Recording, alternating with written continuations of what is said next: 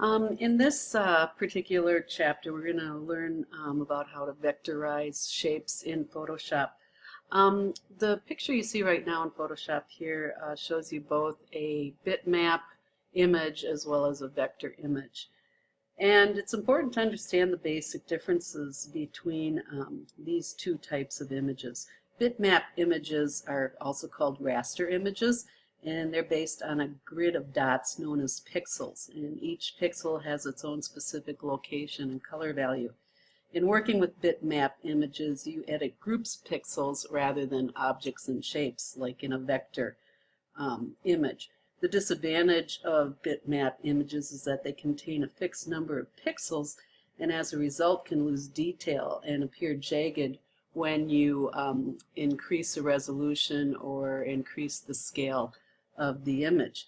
The nice thing about bitmap images is that they represent subtle gradations of shade and color, and thus they work very well for photos that are continuous tone, such as photographs or artwork created by somebody. Vector graphics, on the other hand, are made by lines and curves, and these graphics will retain their crispness when they are enlarged, which is very useful in when working with illustrations, type, and graphics, and especially if you're creating artwork that's going to go on a very small item and then can go as large as billboards, vehicles, etc. So anyways, today what we're going to do is we're going to start out with the practice pen tool. Now the pen tool is found right above the text tool, and you'll see that it has a drop-down menu here. You have the pen tool, which allows you to create a series of lines and curves. The freeform pen tool, which is like the lasso tool, where you can just do a freeform drawing and it just adds the points as it sees it. You can add points, delete points, and you can convert a point. So a point basically starts out as a straight line, and if you hold in a handle, you can convert it to a curved line. And let's say you have created a shape that started out as a straight line, but you wanted to change it to a curved line. This would be the tool that you would use for that. Okay, so we are going to be creating paths, and a path is a curved or straight line in a segment. So this would be considered a path if I take my pen tool and start at A and then finish up at B. Okay.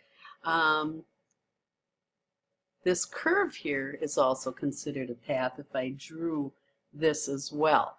And this shape here would have a path that is actually a closed path because it contains the whole shape. We're going to start out with practice shape, and then we're going to go on to drawing around the coffee cup. So to get started, I'm going to zoom in here a little bit for you so you can see what we're doing. I'm going to select the pen tool. Now, just an FYI, if I draw a full shape, this would be the color that shape would be. Always make certain that you are using the correct format here. If I just wanted a path, such as if I wanted to type or I wanted to put text on a curved path, I may just do a path so I can do that. But if I want to make a shape, of course, I have to be on shape. Now I don't have to have the fill color on. I can always go back and change the fill color later. And then we also have a stroke, and this would be the outline. And I'm just going to go ahead and make this a black stroke just so you can kind of see what we're going to be doing here. And you see that you can change the size of the stroke too. You can also change the type of stroke it is. Okay, we'll just leave this at the default of 3. So when I start out, if I do a line, a path, I have a straight line going right there. Now if I were to go down here, because I haven't closed up the path, it would automatically want to start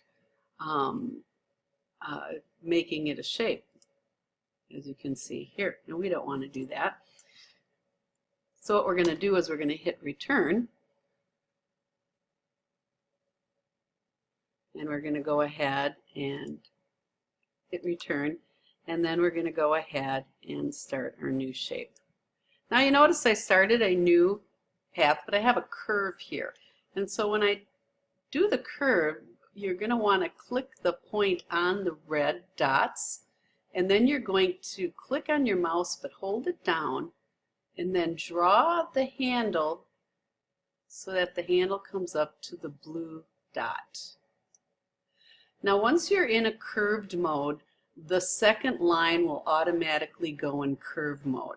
After that it'll go back to straight. That is if I don't pull out a handle. So I click on this red dot here, and you'll notice that the curve has not, I click on the red dot, and then I want to go ahead and drag the handle out to the blue again, and then click on the red, and you'll notice how the second line was also a curve. Okay, and I could take this, I'm going to hit return here and just show you something else. I could have gone like this and gone right to the middle and drawn the straight a curve and come right down here, and you see how it does the second curve there. Okay, so hit return, and so now we're going to go to this shape here. Start with the red, one click, go to the red, hold down your mouse and carry it to the blue dot. Click on the red, carry the handle to the blue dot, and so on and so forth. Red, carry handle to blue dot, red, drag handle to blue dot, red, drag handle to blue dot, and then red. Hit return, and now you're going to start here, and again, straight line, and it will keep going straight line until I bring it to a curved. Go to the blue dot, drag the arm to the blue dot, go to the red dot and drag the arm to the blue dot, click on the red dot and close the shape.